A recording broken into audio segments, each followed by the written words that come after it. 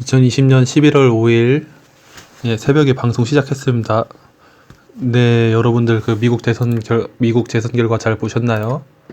지금 아직 결과는 안 났는데 이대로 가면은 트럼프 대통령이 조 바이든한테 선거인단 딱 2명 차이로 질 수가 있는 상황인 것 같아요. 그러니까 선거인단을 270명을 가져가는 후보가 이기게 되는데 지금 가장 치열한 경합주가 네바다랑 위스콘신이랑 미시건인데 지금 이 세 곳에서 일단은 지금 바이든이 근소하게 우세하고 있습니다. 근데 이게 되게 이해가 안 되는 게, 결론적으로 말씀드리면 이번에 바이든이 이긴다 해도 바이든이 대통령에 취임할 일은 거의 희박하다고 봅니다. 왜냐하면은 안 그래도 트럼프 대통령이 이미 한 달 전부터 얘기를 쭉 해왔어요. 나는 우편 투표는 인정 안 한다. 몇 시간 전에도 8시간 전에도 그렇게 얘기를 했잖아요. 이미 나의 승리, 앞으로 벌어지는 우편 투표는 말도 안 되는 짓이다.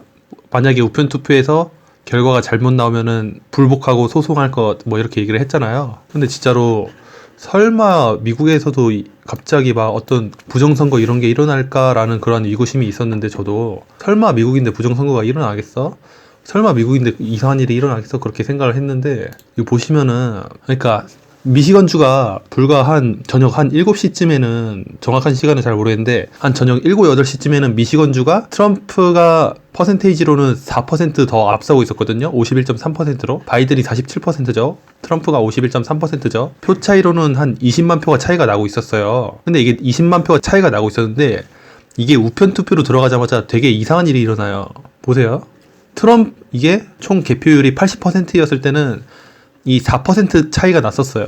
근데 이게 87%가 되니까 갑자기 이 4%의 격차가 1.4%까지 좁혀져요, 갑자기. 그러면서 그 과정에서 바이든은 13만 2천 표를 얻고 트럼프는 300표밖에 못 얻은 거야, 우편 투표 과정에서. 이 뭔가 이상하잖아요. 아무리 표가 어느 시점에 확 뭉쳐 있다라고는 하지만, 어떻게 이게 바이든 표만 순식간에 13만 2천 표가 나오고 트럼프 표는 300표밖에 안 나오냐고.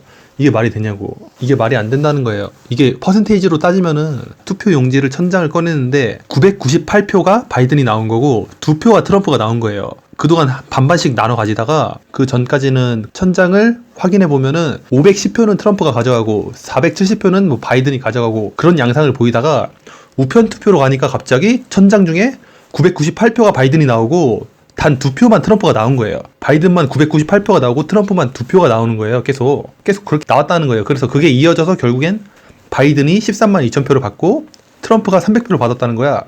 그래서 이게 격차가 갑자기 확 줄어들었어요. 4%의 격차가 1.4%까지 떨어졌단 말이야. 여러분들 이게 이해가 되세요? 이게 말이 된다고 보세요?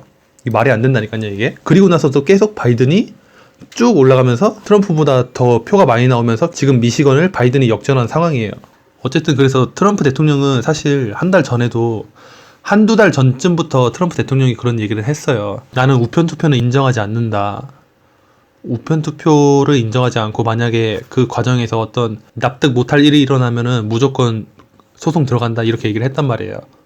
내가 봤을 때는 연방 대법원까지 이거 끌고 갈 가능성이 높습니다. 그때까지 막 이러한 난전이 아마 한두 달 정도 이러한 난전이 이어질 걸로 예상이 됩니다. 한두 달 정도 이러한 난전이 이어질 걸로 예상이 되고, 그 과정에서 미국의 경제라든지 정치판은 굉장히 혼란스러워지겠죠. 미국과 전 세계 경제 그 연결고리가 굉장히 큰데, 미국이 이런 식으로 막 흔들리게 될 것 같은 거예요. 미국이 이런 식으로 흔들리면서 아마 전 세계 경제가 똑같이 같이 흔들리면서 전 세계가 혼란에 빠지지 않을까라는 그런 생각이 듭니다. 그리고 뭐 결론적으로 말씀드리면 바이든이 이번에 대통령이 될 가능성은 굉장히 희박하다고 봅니다.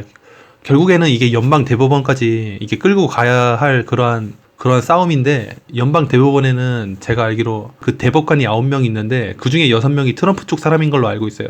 나머지 3명이 민주당 쪽 사람인데, 그러니까 여기 결국에는 대법원까지 끌고 가면은 결국 트럼프가 대통령이 된다는 거지.